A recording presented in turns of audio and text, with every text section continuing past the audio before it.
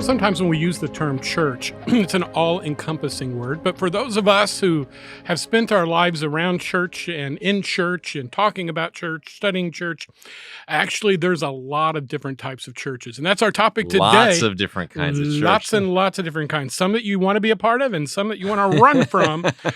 But my name is Dan. I'm with Ben. We're the teaching pastors at Life Fellowship outside of Charlotte, North Carolina. Ben, you and I have been around churches all our life. Our entire lives. My earliest memories are me being in church nursery. Me too. Absolutely. Sitting on Mrs. Hallie's lap reading Bible stories. Do you remember the red monkeys with the little hooks? Do you remember those? Like Barrel of Monkeys? Yeah, Barrel of Monkeys. Yeah, that was the first toy I remember. Okay, so notice that when you think of your experience in church ministry, you were playing with toys. I was having the Bible taught to me. Well, I mean, I was probably 3 years old. That's my earliest memory as a church. And I remember the toys that they would throw on the ground, and I don't remember anything I just remember sitting in the very ample lap of an elderly lady. Ample. Go look that up, kids. So, we're going to talk about types of churches today. And indeed there are, and this isn't going to be controversial. In fact, in some ways it can be fun. We're just having a little fun. We're just poking today. Yeah, but also, behind a lot of humor is a grain of truth. And in these, I think we also kind of peel back the fact that because churches are composed of humans and humans have agendas, that sometimes churches get rather human in their agenda. Yeah, it's sometimes, like you just said, you and I both grew up in church, and a lot of times we grew up in these churches that it's only till after you leave them, you look back and like, that was a little weird.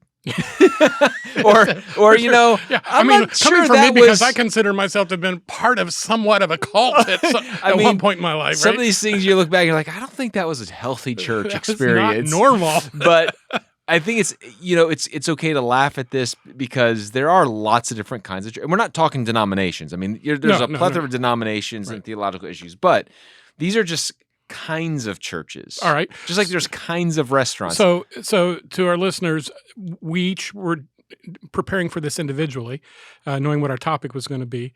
I had 7. I got 12 now. I just thought of another one. He thought of another one. I just thought why you said that. Ben smoked me, which means I'm interviewing him because he's got 12 on his list. Now we've got 18 minutes and 26 seconds left. We might have to do 2 episodes on this. I don't know. I think we can get him in. Some of them are not worthy of discussion. Okay. All right. No, maybe we will do. All right. So it depends on how chatty you are. I'm feeling I just had a double Cuban coffee.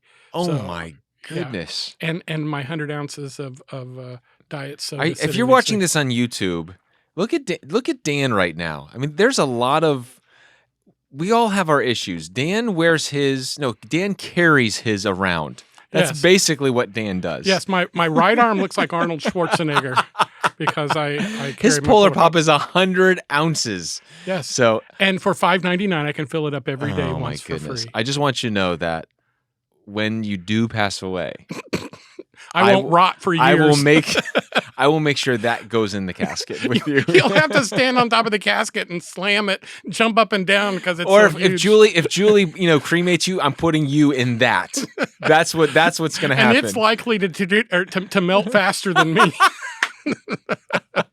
Anyway, all right. I'm sorry, we are getting sidetracked. Okay, so kinds of churches, and because whether you grew up, certain denominational styles, whether you're part of rural or urban. I mean, there's all different kinds of churches out there. And our perspective on this is definitely evangelical Protestant type churches, where I don't know if Catholic churches or other off-branch denominations have these kinds. We're not getting into cults or anything like that. Right. But yeah.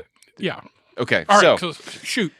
Okay, the first type of church that I have is I call single-issue churches. Single-issue churches are churches that they have one predominant theological issue that they are known for and known by, and everything is around that one thing. Like, for example, a single-issue church might be you walk in the front door, and I've seen a church like this in my home, in the town I live in.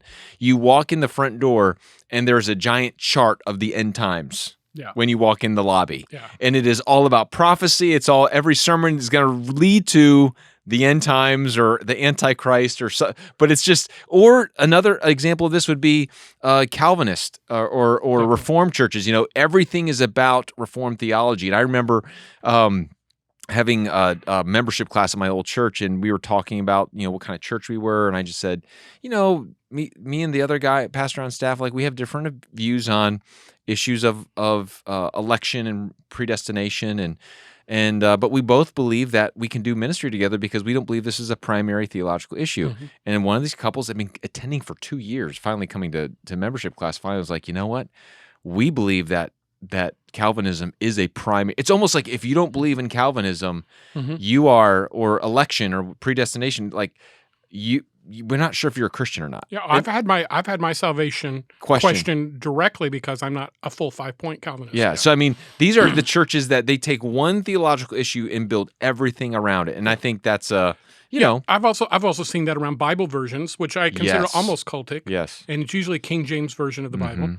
I've also seen it around separatism, Mm. where it's like us for no more type, but everybody else has got it wrong. We've got it right. Yes. You need to be with us. Yes. And so they're constantly looking for demons under bushes. Yes. So, and then also I've also seen the ones where it is about the exercise of the the prophetic gifts. Mm. Whether it's tongues and healing and those Yep. kind of things. Yep. But there's the spectacular Yep. gifts. Yep. So these Single issue single churches. issues. That's what they're known for. Okay. All right. What's Do another you one? have one? No, I want to hear Oh, yours. all right, so you got the good list. You led into my next one, and I call these the flag waving churches. Flag wavers are Pentecostals, charismatics, and third wave. And so a lot of times, if you don't grow up in a charismatic tradition, a lot of times you think that they're all the same. But there's actually 3 waves of what we consider, sign and gift movement churches. The first one was the Pentecostals, which were known for speaking in tongues. It's the Assemblies of God, the Azusa Street Mission. Early 1900s is when the Amy Semple McPherson. these kinds of churches started coming on the scene. They are known mostly for their belief in the second blessing and predominantly speaking in tongues.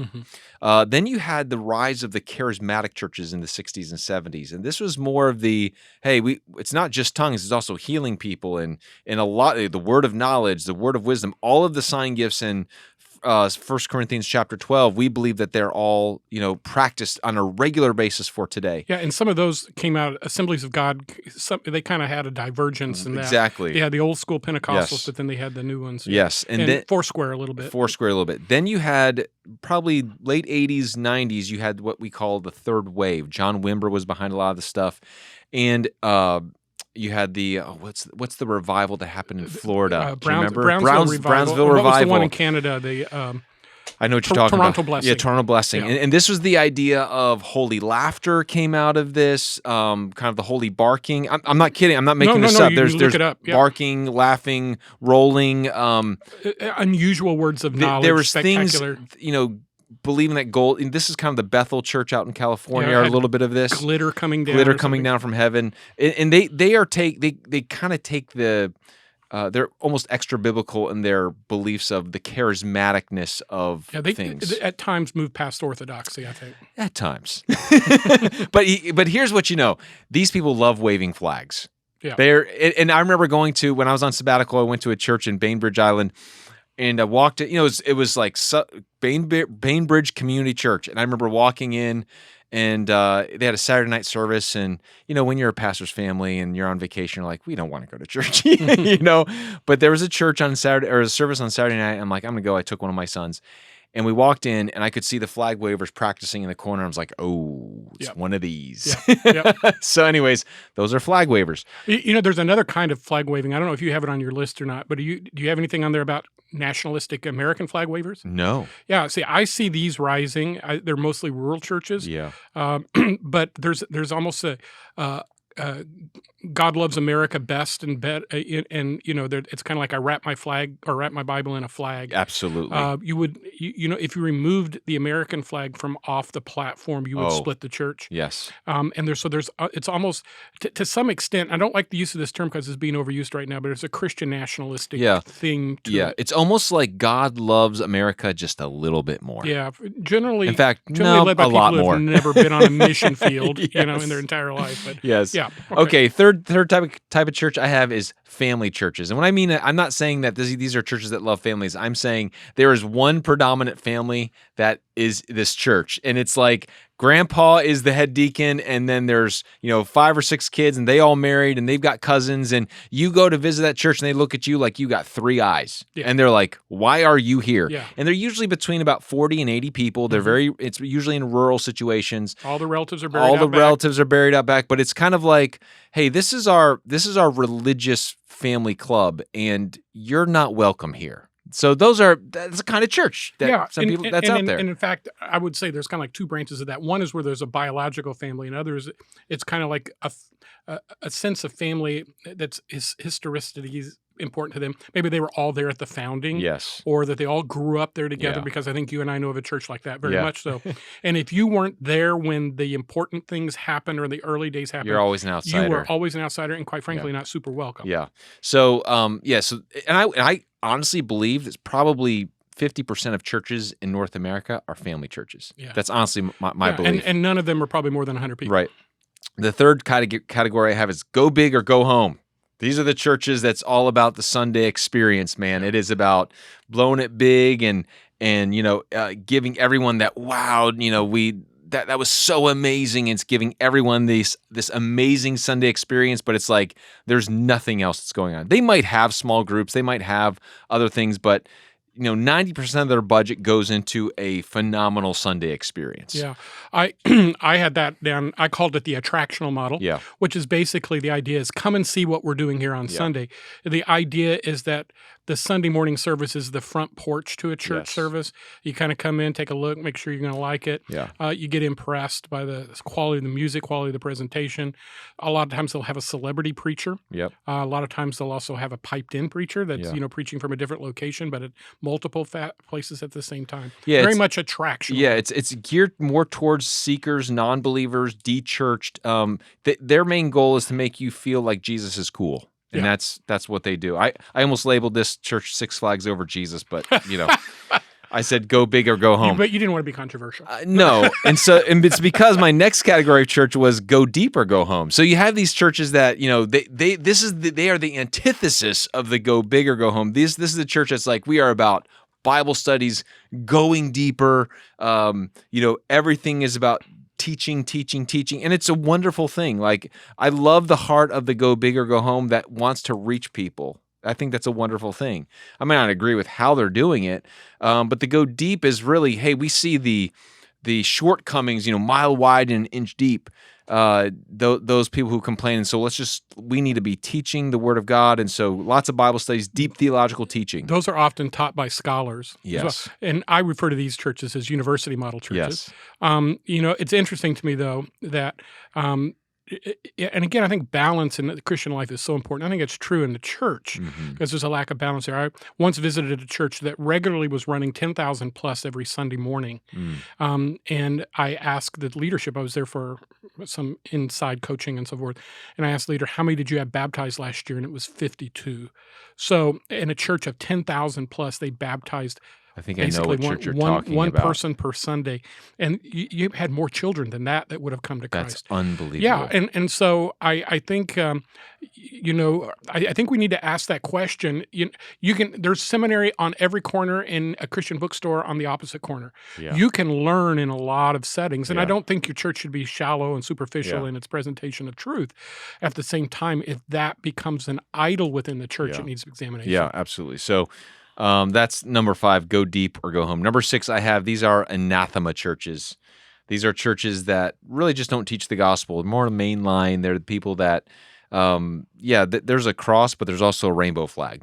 And a Black Lives Matter flag. Yeah. And so they are, I hate to even mention these denominations, but for the most part, I mean, chances are you're going to get a pretty liberal message, or most mainline Lutheran churches, Episcopal, United Church of Christ, PCUSA, American Baptist, some Unitarian Congregationalist.